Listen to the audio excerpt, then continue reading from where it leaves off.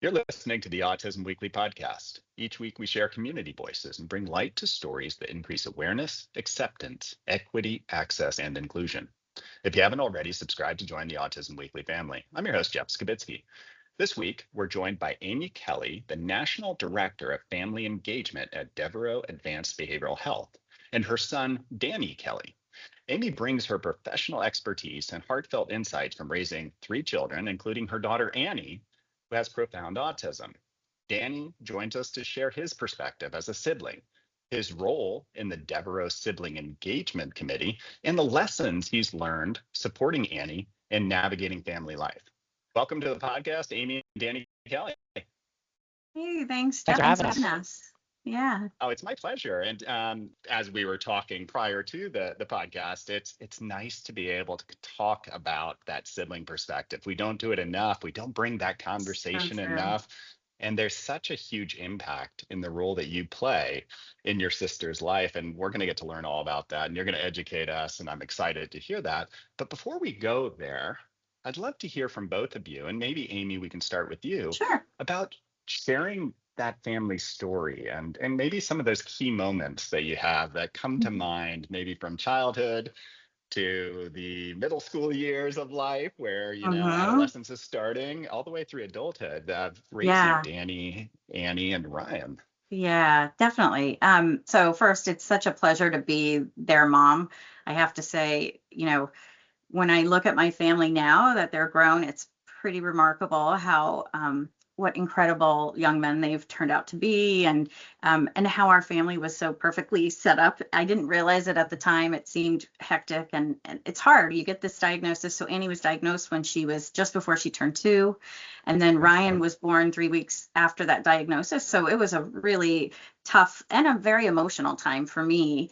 Back then, the stats were 1 in 256 Mm-hmm. 8-year-olds with autism, and now we know it's 1 in 31. So, yeah, so, but both boys have always grown up with Annie's therapy right in the house all the time. I mean, it started in the house, and then she would go to a Devereaux approved private school.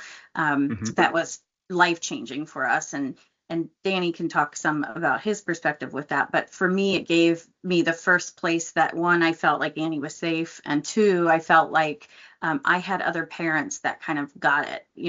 I didn't have any friends that had someone with a disability, and it's pretty isolating at the beginning, and throughout periods of it as well, because there's no, it's not just one easy, as you know, like one easy path. You go through these bumps and things that you don't expect, and so, I think the therapy and the school had a very good impact. We had ABA therapy for Annie, which I think was the right thing for her. I know ABA can be, a hot topic these days, and it definitely was what has helped her become the person, the young woman she is, and given her the abilities to do some of the things that doctors really thought she wouldn't do, like read Yeah. and write. And yeah, and she is pretty incredible now as a young woman. Danny, do you want to chime in a little bit about some sibling stuff? I Yeah, could go sure. on forever. Yeah, sure. So, as you were saying, Annie was diagnosed when she was 2, so I was 3, and that is basically saying that as far as I remember, I've had a sister with autism that's been diagnosed with autism. So, I think that for me, my whole life has kind of had that as my normal, having therapists in the house, and it's interesting kind of growing up and going to school and things like that. You come home and it's different than what other people are talking to you about when they do that, things like that. So I think that it's definitely an interesting perspective from the siblings' perspective, because with a parent, they have they've had a life before having a child with autism, right? And for me, it's almost like my whole life has been having Annie, which Mm-hmm. um total obviously so grateful for her and so Yeah. proud of all that she's accomplished. But yeah, I just would offer that as well. Sounds like Yeah. it's really part of your identity. It's Oh it's yeah, you are Danny, you are your own man, you are your own person. for But sure. you always have this part of you that is a little bit of Annie. It's like it sounds like, that's always been that connection. And I'd love to explore just a little bit if we can, because you Sure. said that Annie was diagnosed at the age of 2, Yep. which is once again not always happening, but it's great No. that your family was able to do that. And but that means that at when you were 3, all the way through elementary school, is that your sister had all that attention coming into the house, and she had people that probably you saw as being like, hold on, these people are coming to play with my sister all the time. And not understanding some of that, and then also it's trying to be able to kind of get some of your family attention, some of your parents' attention. What is that, if you could even recollect, but like, what does that experience feel like? Yeah, I mean, I think for me, that's definitely something that is common, right? I think that there was a lot of attention that was given to Annie, and that's for good reason, right? She needs extra care and she needs constant people around her in order to make sure that she's okay. And for me, I think I was very fortunate to have my brother Ryan, and him and I were kind of in this similar situation where Hmm.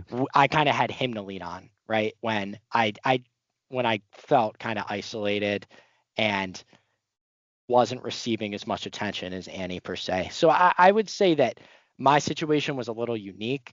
Now, if I didn't have Ryan, I think I would have felt that more, right? Hmm. But I guess in regard, I'm lucky in that way. We would always just go outside and play games and things like that. Yeah, so I think first the therapists were great about trying to bring Danny and Ryan into it. So first it was great for Annie, right? Because then it seemed like play with other Hmm. kids or with her brothers. And that was kind of a bonding thing and an opportunity for her to learn. They're her greatest teachers for sure. They taught her how to swallow a pill for the first time. We have it on video, and it was this great moment, and she still makes us watch when she swallows her pills, but we don't care. Um, but it's hard. I think Danny and I see things relatively similarly. It's hard as a mom to figure out how are you going to give time and attention to each of the kids. And I went through a Hmm. divorce, unfortunately, from their dad, and so as a single mom, it's really hard. I was working full time. I was back in school as well, getting a master's degree, and I had Annie full time, and then the boys would go back and forth with their dads, and so it was a lot of juggling. I would try and make dates with them when I could, so I had separate Hmm. time. But again, finding someone that understands Annie and could stay with her, right, and manage her behaviors at the time or whatever, that wasn't always easy as well. Um, the thing that Danny has said before, and when we started talking about this when Devereaux started their sibling engagement committee, which is like a little arm of our National Family Advisory Board. And when we were having a conversation with Danny and the other co-chair, who is a board of trustees member, longtime Devereaux supporter, but her brother has since passed, so he was at Devereaux for many, many years, and then has since passed. And he was here back in the 80s, I think 80s, 90s, and so she comes from a different generation than Danny, where the parents did not talk about anything at all. Like, it was Hmm. kept much quieter. But Danny pointed out that, he and Annie are going to have the longest relationship out of, if when you even compared to me, right? I brought her into the world, but I only am going to have this much time with her, right? And Danny is going to have a lifetime with her. And so that's another reason why it's so meaningful, I think. Right, Dan? Yeah, I would agree. I also think that um, I always like to stay connected, right, and stay involved with Annie. And I know that sort of as I get older, and I know that we don't want this, but the responsibility does fall more on the siblings, and that sort of is a Hmm. reality as you get older to take care and to be a caretaker.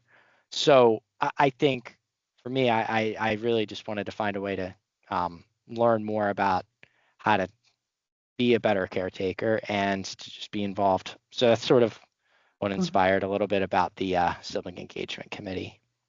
Yeah, I would imagine just even sharing your story, because I mean, you say is that you're a caretaker as you get older, but I would imagine just talking with other siblings is that each of these transitions in life, you have been probably trying to make sure you're supporting Annie through each of them. Is that whether it is going into whether it's that the real youth stage period where it's just how do I make sure that Annie has somebody to play with, somebody to engage with, and then into kind of how do I make sure that she has somebody social outside of me occasionally that I can help to kind of facilitate. And then as you become an adult, it's like, how do I make sure that I have all the right programs and resources and everything for her? It's like each step of the way, it sounds like there's a role for a sibling. Am I wrong on that, or is that kind of pretty accurate? No, you're totally right. And I think that I will always have such a strong relationship with Annie, and that relationship kind of changes over time, right? It is, as you were saying, for me growing up with Annie, I felt like I was her friend, right? And we could Hmm. play together and do things. But as I get older, my first thought now is, okay, how am I going to help take care of Annie when I'm older, right? And how am I going to make Hmm. sure she's okay? So I think Yeah. it's really interesting that you bring that up, because I feel like it's again same very strong relationship, but my perspective on what to do has changed a lot. Hmm.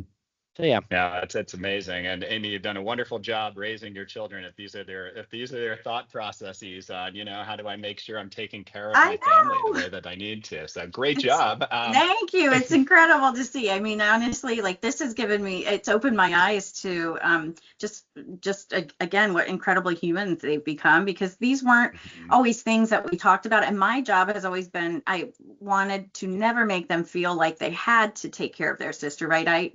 I worked really hard to make sure she got the waiver funding she needs, and so that they can be as involved or as little involved as they want, and I want them to have their own families and have some of this normal life, that I was able to have in my 20s.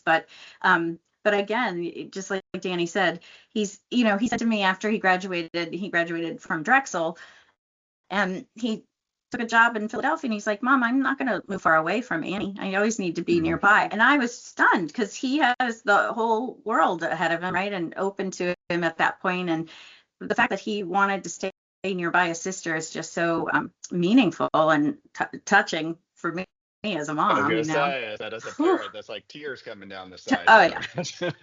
yeah, for sure, for The- sure. you had mentioned though that the engaging Annie in the treatment that she received with Deborah, the schooling that she received there, and kind of the wraparound care was so integral. But how does a sibling get engaged in those? Because I mean, it's you have Danny who wants to be a part of everything probably, and wants to be able to empower his sister and help her to be able to live every experience that she wants to be able to do and engage in the community. But that requires support and teaching for a sibling, I'd imagine.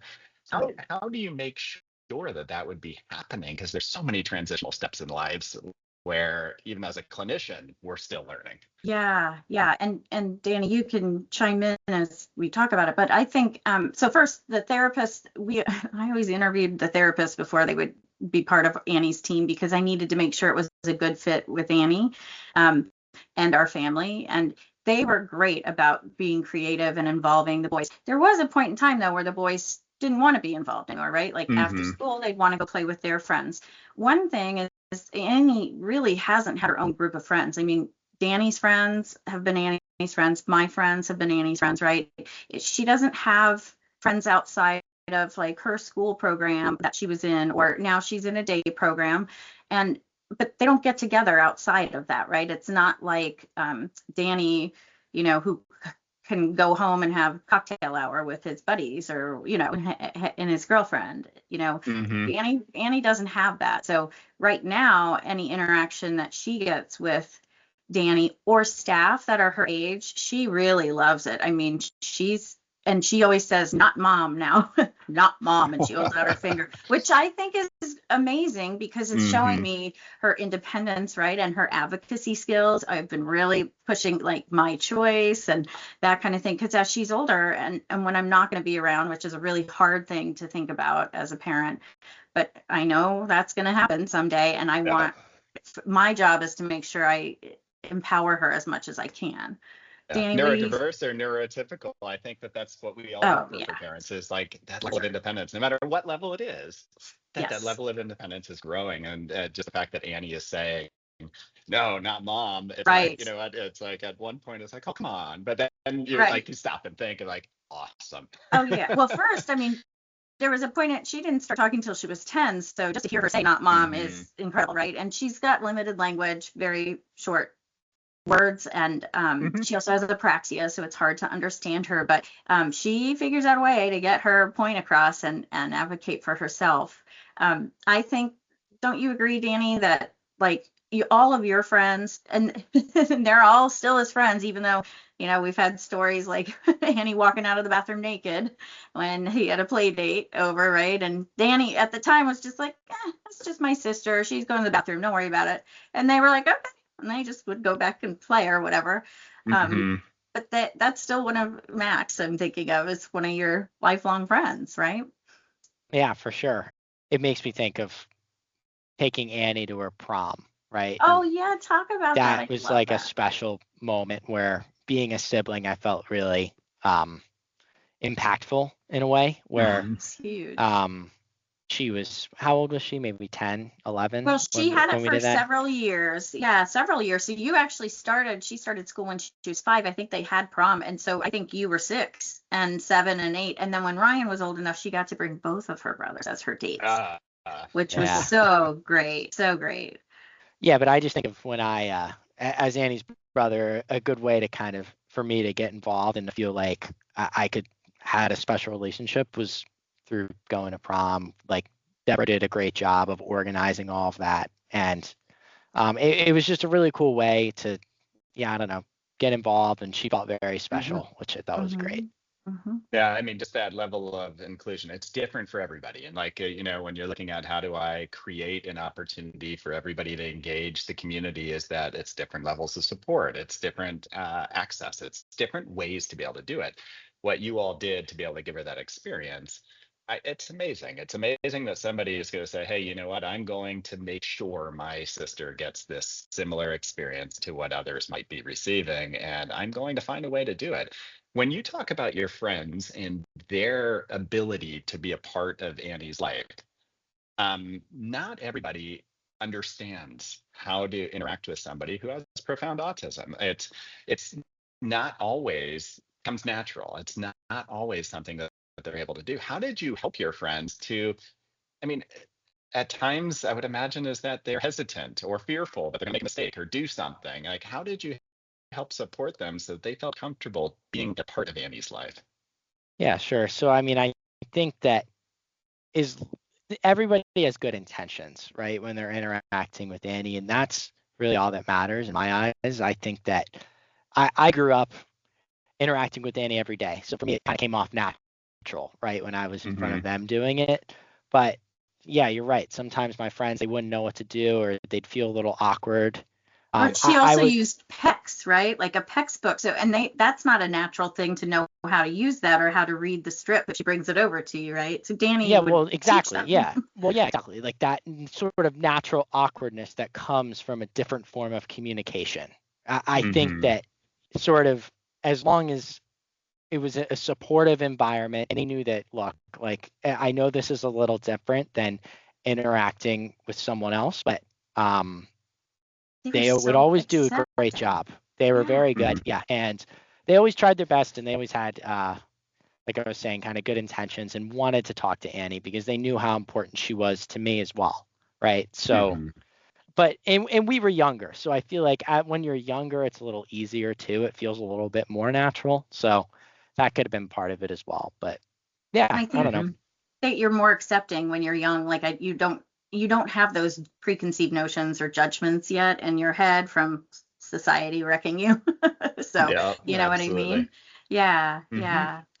Well, that Um, community piece is so important. I mean, when we're talking about, and you had mentioned just that the stressors that really exist in a family's life as they're starting and learning and navigating, because everything is brand new, everything is slightly different than maybe what you had done with your child before, and everybody has to be a part of that village that's being supportive.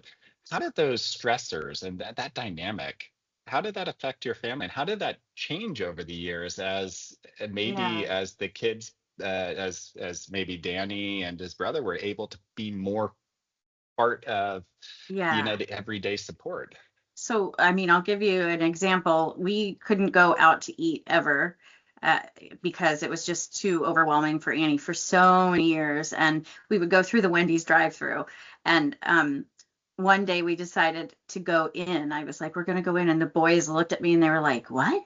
And I said, we're going to go in. We're going to just try it. And they were like, wow, this is what it looks like inside. And I'm thinking, oh my gosh, Mother of the Year for taking your kids in Wendy's. But for our family, that was a huge deal, right? And Annie Hmm. did well, so we were able to stay. There were numerous times where we'd try a restaurant and Annie just couldn't handle it. And they didn't complain at all. We would just get our meals to go. We were like, we got to go because they saw, the antecedents of once it started rolling, this was not going to settle down and it was going to be disruptive.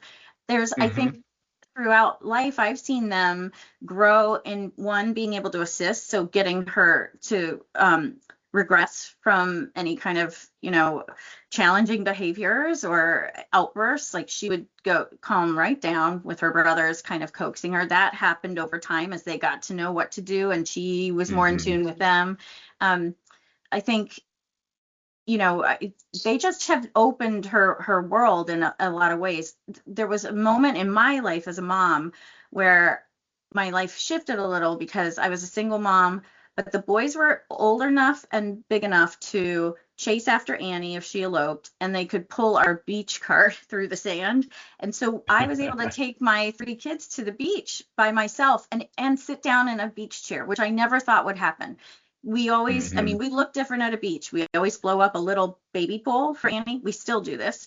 And she puts her feet in and she'll have an umbrella over her and sit in her chair and listen to her music and whatever. But that's her version of the ocean. And that's what keeps her safe so that I'm not Hmm. out there trying to save her from drowning. And then the boys were able to go do their stuff. And I think it was a big moment for all of us. I don't know if you remember that so well, Danny, but for me, I was like, yes, this is huge. Yeah, I remember. Yeah. I remember having to lug the many buckets of I'm water sure to fill to the fill pool. up the baby pool, Yeah. right? Yeah, you can see the eye roll. See, there's a little of that.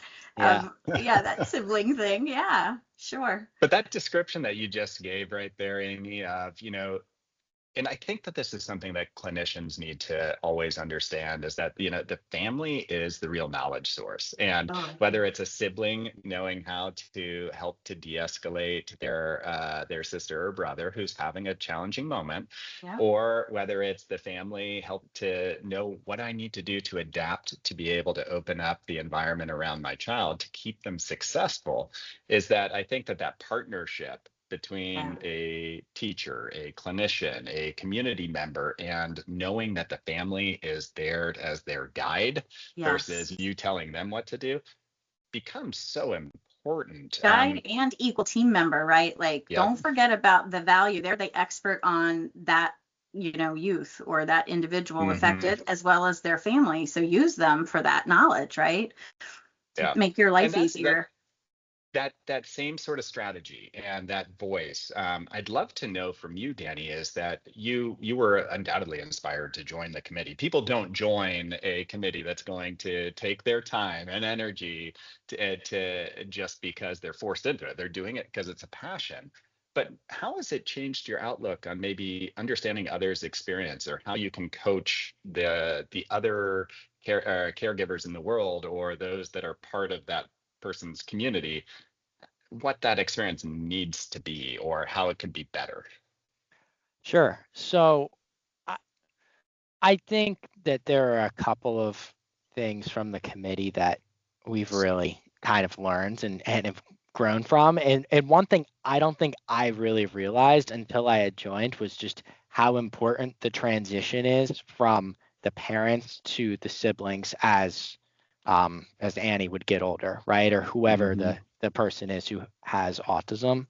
I think I don't really realize how much is required in terms of knowing, right? You need to know all these things about what's going on, what Annie's doing, et cetera. And I'm still learning. And I think that's kind of why I really wanted to join this. Mm-hmm. So that would certainly be one piece. And then the other piece is just being able to interact with other siblings and being able to talk about all of our different viewpoints. And it kind of creates our own little community where we can exchange stories, and someone will tell me a story and I'll be like, I totally get it. Like I've been in a similar spot, right?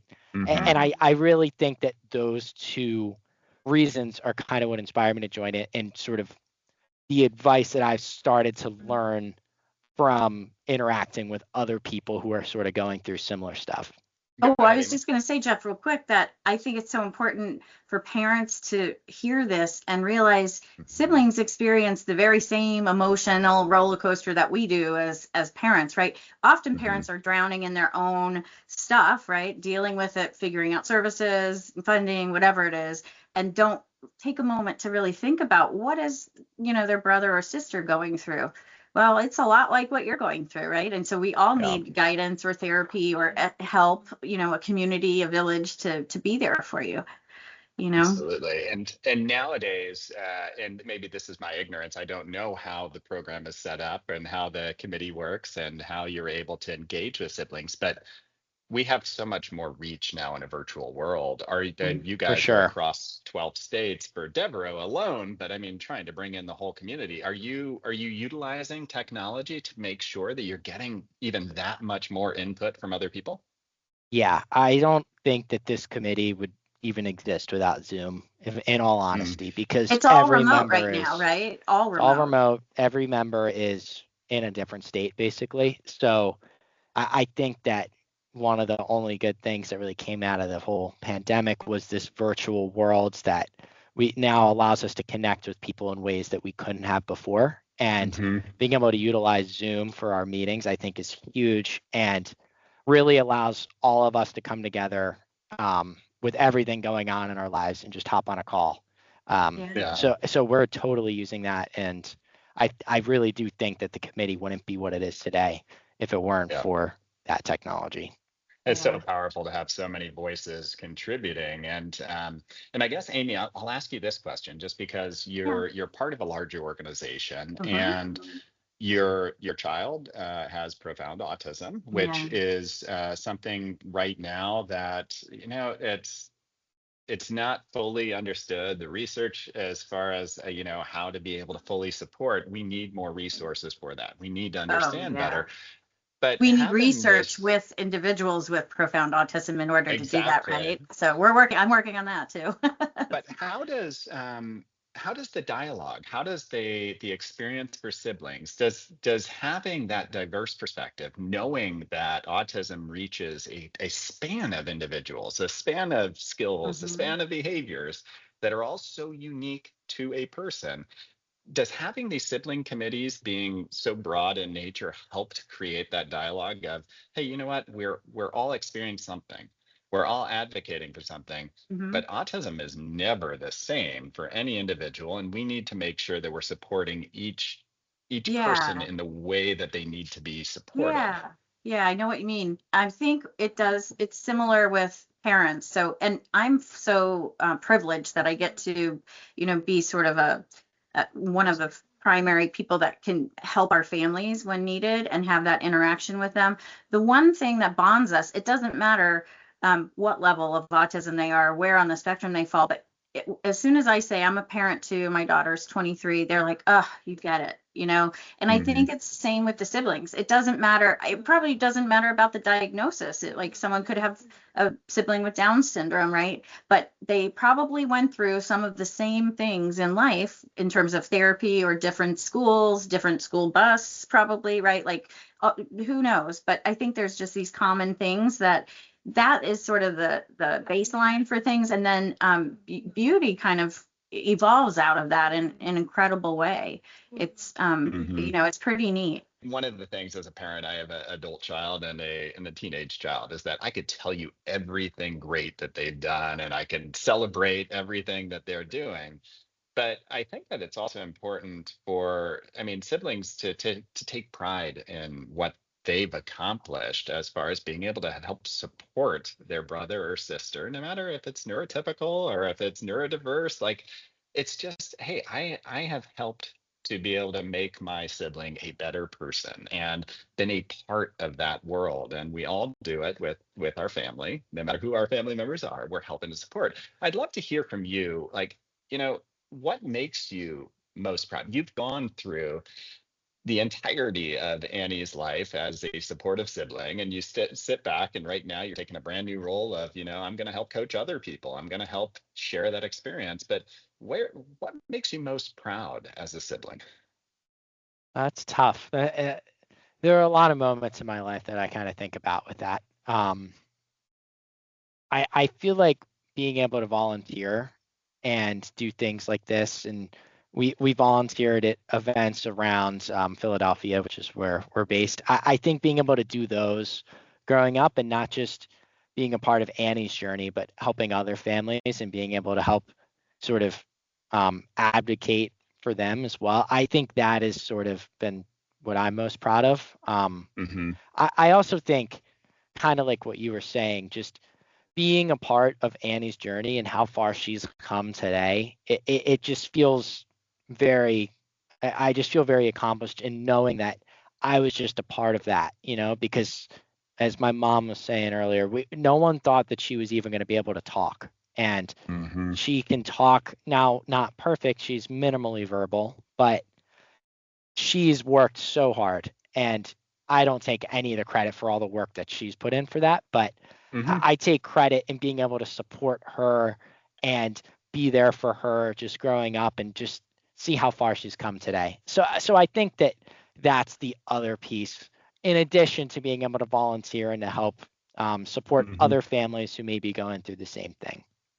I I love also hearing that. I mean, it's so nice to hear a sibling be proud of not just who their brother or sister is becoming in life, but also what role they've played in that, and not shying away from the fact that, hey, you know what? There is some ownership. I played a big role. I was alongside my parents. I was alongside everybody else and helping to be able to prepare my sister for being able to do so many wonderful things in her life. And I'm a contributor to that. Amy, I'd love to just hear as well, because I know that you're a big advocate. And quite frankly, the autism world and the advocacy in the autism world is run by family members. And that's why darn it's right. so powerful out That's right. there. Yeah. But what advice would you be giving? Because I mean, Annie's going through another transition into adulthood. Yep. Life is different now for her, and you know Yes. what? You're trying to be able to unlock more, as I look on your background, human potential. You're trying to unlock That's more right. opportunity for her. But Right. what would you be telling families that are going through similar transitions? As an advocate, as a family member, how do they prepare for that? How do they secure that, in the future when my child is an adult, that those resources remain available? Yeah. So there's a few things. I mean, um, I remember when we first had transition discussions, or we were having discussions about having the transition discussions coming up in a few years at the IEP meetings. It seemed so far away. But let me just tell you, you really can't start too early in terms of some of the things that you can do to help you. Once they turn 21, it's known as the cliff. And, any entitled service that they had received, especially through education, that all stops literally the day they turn, 22, basically now. Hmm. And I think a couple things I would advise families, no matter where you are in the journey and how old your loved one is, but every service that they are eligible for, that they need, I would tell them to do it, to take it. And Hmm.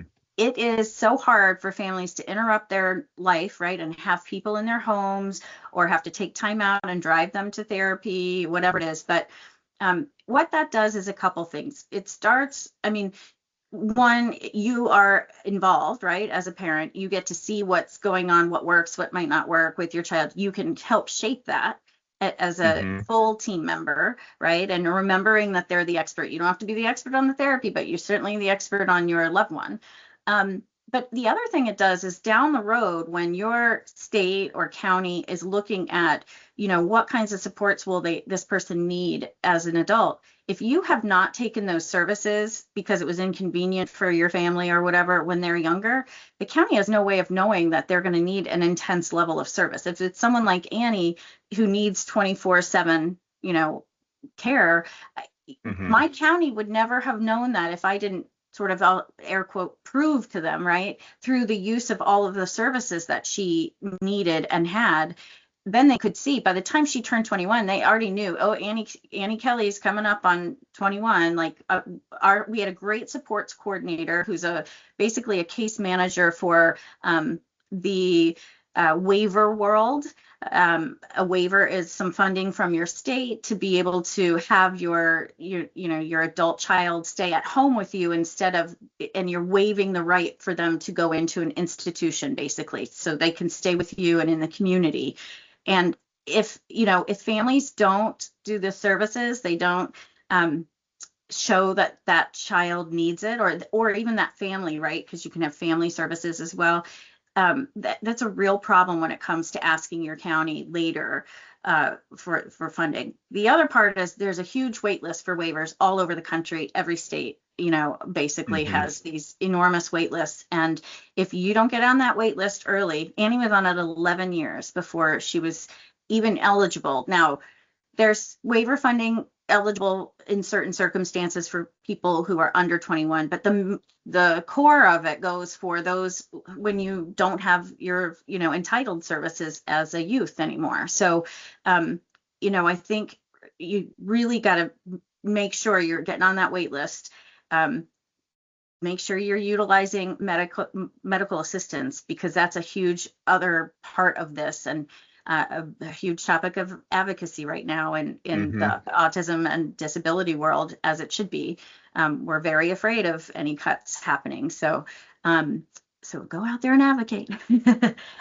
But so I think those two things for sure, and using those services are really important. Mm-hmm. And then, you know what, if you feel like you don't have as a parent, if you feel like you don't have a good team, or if not everybody's an active team member, change that. You're ultimately in charge of that. And kind of, I always felt like I'm CEO of company Annie, right? And so if the employees weren't doing their thing, the team members weren't participating in the way that they needed to, then we'd have to find a different therapist, or whatever, case manager, whatever it was, who wanted to be invested and involved. I wasn't Mm-hmm. okay with just passive Yeah. stuff. So yeah. No, and I mean every bit of that is so important, and making sure that you're not hesitant to voice your opinion. A lot of times people get scared, like, oh, if Yeah. I speak up too much, then I'm going to lose some of the service, or Well, they're there's not a going to be way as to do it, excited. right?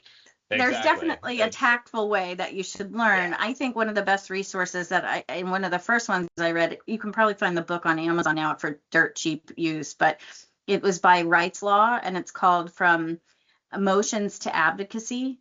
And Mhm. what it did was help me channel all of those emotions, because I would cry a lot, and because it's hard at the beginning, right? You're lost, you feel like you Mhm. should be helping, you're not doing enough, you never feel like you're doing enough. It teaches you how to channel all of that into healthy advocacy, where you can work with that team instead of um, offending them, or being too abrupt, where you're just friction, and you're known as then the difficult family, right? And nobody wants to work with you. You want people to want to work with your family. So Absolutely. And yeah, to be a part of that team and feel like, the culture is that you're welcome as part of our caregiving unit, and that it yes. becomes a broader group that is all focused around the same goal. So Danny, where can people get some of the resources? Is that finding these sibling groups is not always easy. Being able to connect with others is, as much as we find like, oh, well, it's so easy to hop online and get to something, is that you could find the wrong group and get misinformation very easily. It's nice to have a source that that you can trust. Is where can people access some of the information that y'all are sharing to be able to kind of start those dialogues amongst themselves? Yeah, sure. Well, for one, the sibling group is open to not just Devereaux siblings, right? It's everybody. So you could join our group if you're interested, if you feel compelled enough. So They can we can. email me. We'll give you my email to put in the podcast, and they can send it to me at my Devereaux email, and then I'll field it out to Danny and the other co-chair, and they'll take it from there. Yeah. Wonderful. So that, and then also where our main project is to put together a toolkit for siblings so that if the responsibility falls on them to have to take care of their sibling or they want to become more involved, they can utilize this toolkit for whatever they need. We have like a glossary of terms and what they mean. We have some activities that you could do with your sibling if you have a day with them and you're not entirely sure what to do, along with sort of skills that you can help them build. So we're always open to ideas for what we can add to this, but we're starting to put that together, and that can also be a good resource for siblings in case they need something to engage with their sibling or they just want more support. So I would also Yeah. say that, and join the committee if you are interested. But what Danny's talking about is for adult siblings, obviously, as siblings age together and become adults. For Hmm. younger siblings, there are things called sib shops. Have you heard of those? No, I haven't. Okay, so that it's a trademarked group. I was trained as one, as a facilitator, actually, because I thought it was just such a wonderful idea. But it's usually for ages 5 through 12 or so. Parents can just Google sib shops near me and put your zip code in to see who has it. But what it is it's basically a structured environment where they usually have some playtime, like a snack, a craft, but it's led by either people like myself who are trained to facilitate these, or by therapists or social workers who have that training. And they lead the group, and it's an opportunity for these siblings to connect and realize they're not alone, right? And so instead of that one affected, sibling getting all the attention, it's a moment for them to go somewhere and have their own time. And Danny and Ryan did those for a couple of years. And Danny, I don't know if you remember, but he came out one day out of the first ones and he said, Mom, I met this girl who has a brother who has Down syndrome and they can't eat in restaurants either. And it was like he was so validated, right? And seen, basically. And I thought, wow, how huge that he's finding, like he feels how I feel, right? When I meet a parent and I'm like, Hmm. oh, you get it. You have someone with autism in your life too. Okay.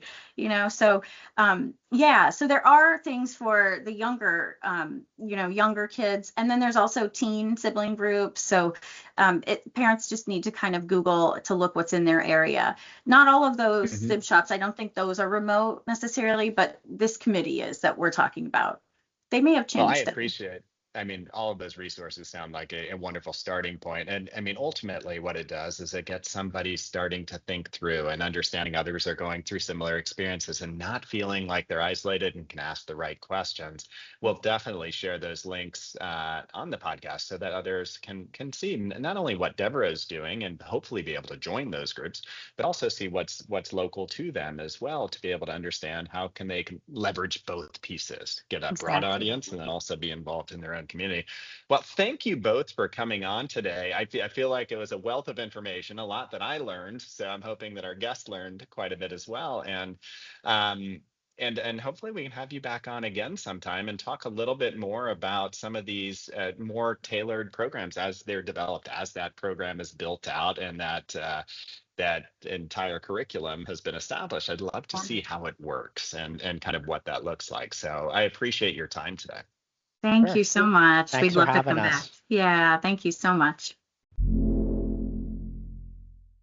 Thank you for listening to Autism Weekly. We hope you tune back in next week to learn more about autism in the real world. Autism Weekly is now found on all the major listening apps, including Apple Podcasts, Stitcher, Spotify, Amazon Music, and more. Subscribe to be notified when we post a new podcast. Autism Weekly is produced by ABS Kids. ABS Kids is proud to provide diagnostic assessments and ABA therapy to children with developmental delays like autism spectrum disorder. You can learn more about ABS Kids and the Autism Weekly podcast by visiting abskids.com. Thanks for tuning in. See you again next week.